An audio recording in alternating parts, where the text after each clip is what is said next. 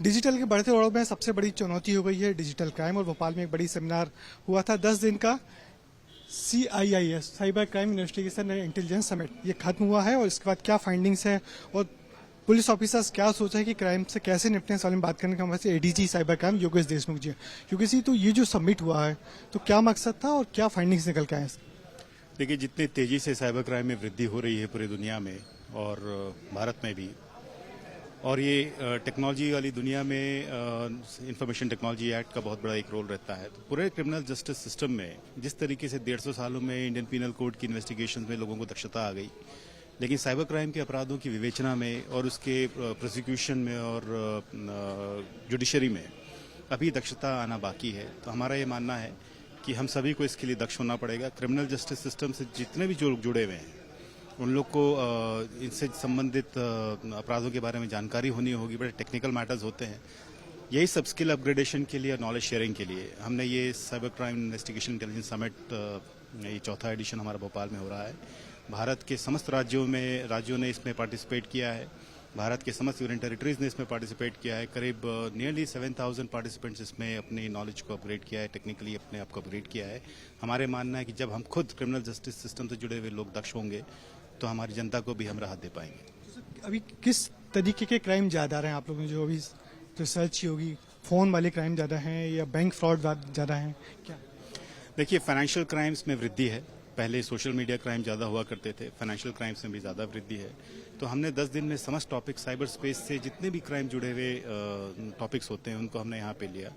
उसमें हमने चर्चा की सोशल मीडिया क्राइम्स होते हैं, किस तरह के क्राइम हो रहे हैं, क्या ट्रेंड्स आ रहे हैं। क्रिप्टो करेंसी आप सुनते होंगे, उनके कैसे फ्रॉड्स हो रहे हैं, क्राइम वर्ल्ड में कैसे उसको यूज़ किया जा रहा है, डार्क वेब में क्या एक्टिविटीज़ हो रही हैं, कैसे उसको इंटेलिजेंस करेक्ट किया जाए, कैसे उसको इन्वेस्टिगेट किया जाए। साथ ही साथ एक कोऑर्डिनेशन बहुत बड़ा इशू होता है। हमने कई स्टेट्स के साथ पैनल डिस्कशन किया कि अपने कोऑर्डिनेशन के लिए जो भी, क्योंकि पूरा जो अपराध है नेशनल इंटरनेशनल लेवल का होता है।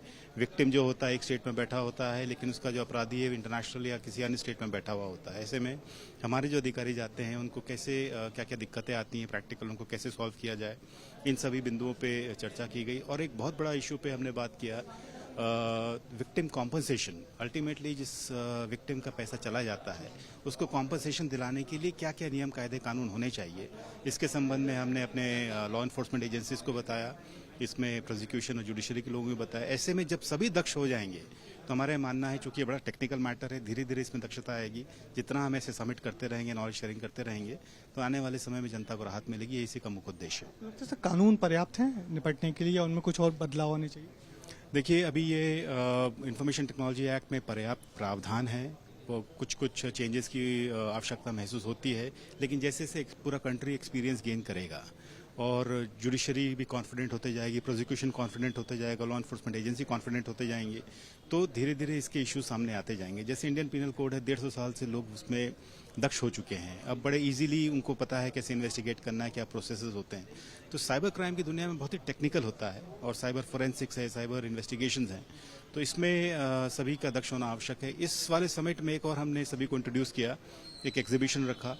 बहुत से नेशनल इंटरनेशनल वेंडर्स को बुलाया जिन्होंने अपने साइबर सिक्योरिटी के सॉल्यूशंस दिए, जिसमें उनके पास क्या क्या सॉफ्टवेयर, हार्डवेयर और टूल्स हैं जिसमें साइबर क्राइम इन्वेस्टिगेशंस में मदद मिले, साइबर फोरेंसिक्स में मदद मिले। इन सब के लिए उनको इंट्रोड्यूस किया गया है।